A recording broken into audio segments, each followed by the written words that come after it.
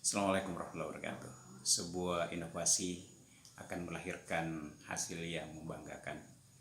Demikian yang telah dilakukan dan diraih oleh teman-teman dari Tribun Timur yang melakukan eksperimen-eksperimen inovasi-inovasi dari cetak, lalu kemudian konvergensi ke online, lalu kemudian ke YouTube.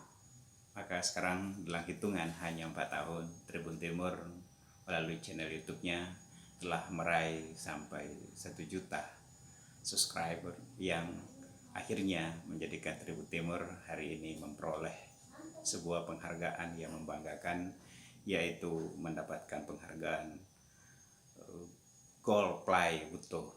Ini patut dibanggakan dan ini kita harapkan menjadikan motivasi buat teman-teman Tribun Timur untuk selalu memberikan inovasi-inovasi, mengedukasi masyarakat dengan berita-berita yang mencerdaskan masyarakat. Saya Firdaus Muhammad, Dekan Fakultas Dakwah dan Komunikasi, mengucapkan selamat atas prestasi dan penghargaan yang telah diraih teman-teman Tribun Timur. Assalamualaikum warahmatullahi wabarakatuh.